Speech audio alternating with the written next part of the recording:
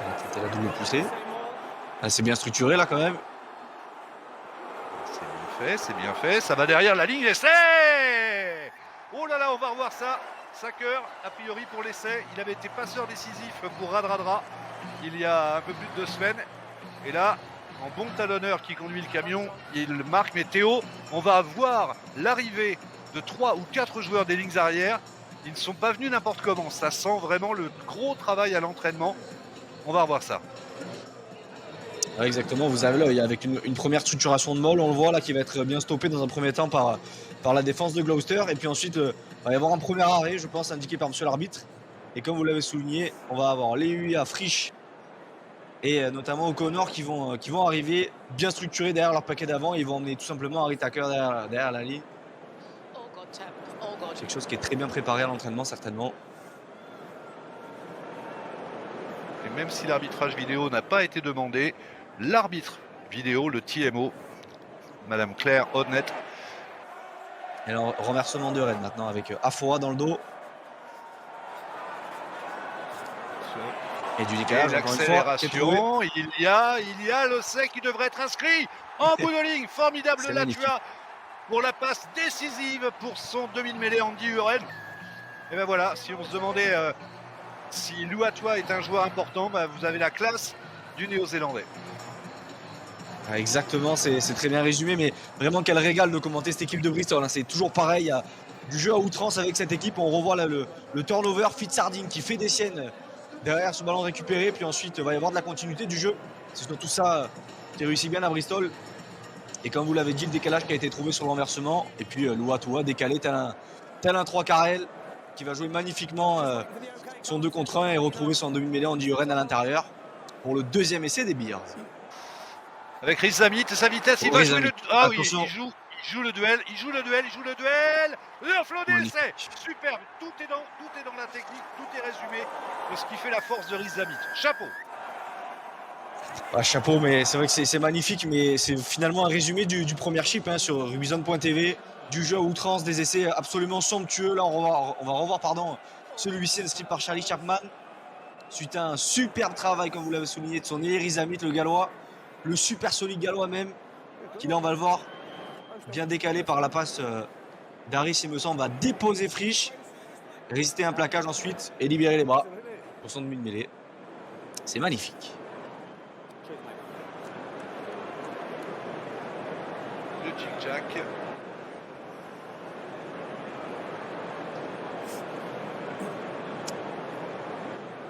Et Riz Zamit qui a déjà été flashé à 38,6 km/h lors d'un match international l'an dernier.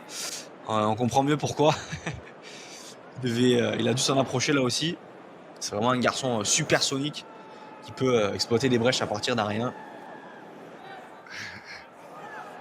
À l'entrée des 22 mètres, jeu dans la défense, remise, changement, bon angle de course, accélération, il va aller marquer l'essai tranquillement comme à la parade. Louis Riz Zamit. Wow, Gloucester is back in the game. Chapeau. Vous l'avez bien résumé. Gloucester is back in the game. On appréciera l'expression effectivement, mais on va revoir cette action. Il me semble que c'est une prise de balle d'Hastings en fait à l'aveugle qui va redonner à l'intérieur à son ailier. Et ensuite, on connaît évidemment tous, on l'a souligné tout à l'heure, regardez la remise intérieure magnifique et Riz Zamit, une fois qu'il franchit lui, il peut carrément y aller en trottinant tellement il a d'avance sur les autres joueurs. On a l'impression que ce joueur vole, hein, tellement il court vite. C'est assez exceptionnel, c'est capable de faire. Ouais, j'aimerais un jour le voir face à Perry Baker, mais ils se sont peut-être déjà affrontés d'ailleurs à 7. Ça doit se retrouver l'image. C'est vrai que ça serait intéressant. Perry Baker qui fait 10 secondes 58 au 100 mètres à son prime, même s'il a quand même un petit peu plus de 35 ans maintenant, ça doit être un peu compliqué de suivre, mais c'est vrai que en tout cas Zamit face à tous les joueurs les plus rapides du circuit mondial à 15 comme à 7, ça serait extrêmement intéressant.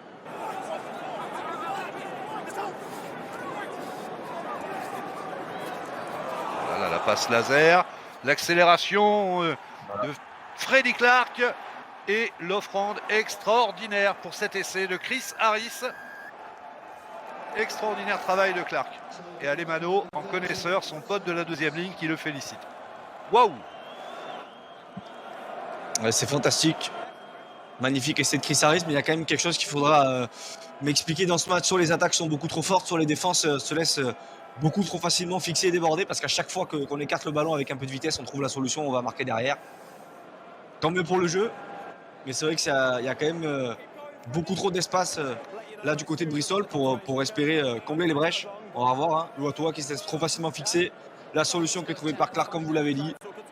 Et en retour intérieur, le 3/4 centre écossais, Chris Harris, qui va planter déjà le 3e essai de Gloucester, le 5e essai de cette rencontre après moins d'une demi-heure de jeu. Gavin Henson peut-être. Ouais, possible. Oh oui, Oh, magnifique superbe. la Chistera. L'essai de Bristol, la double peine directe contre Clark et Gloucester.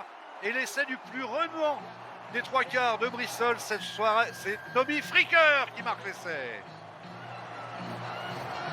Ouais, Laurent parlait il y a quelques instants du carton jaune adressé à Gloucester qui pouvait relancer cette fin de match et notamment Bristol. Et ben, on a eu la réponse tout de suite. Un lancement de jeu plein axe, la charge de Bedlow et la Chistera en contact là, personne s'y attendait pour retrouver du soutien intérieur. Et puis finalement Fricker qui sort un petit peu de sa boîte pour aller marquer le 3e essai des siens entre les perches. Et on va la jouer à la main. Ouais. Avec C'est la vrai charge qu'il y a d'Harris, des arguments. plein centre. Ben Morgan ne doit pas être loin normalement. C'est derrière la ligne, mais est-ce que c'est sur la ligne? Essai! Oh là là, l'essai. L'essai pour Gloucester, incroyable, incroyable. Quelle abnégation de la part de cette équipe de Gloucester qui est allé marquer. Vous disiez que Ben Morgan serait pas loin, c'est lui qui est à l'initiative de Small pour aller permettre à son talonneur de marquer dans la foulée. On va le revoir là.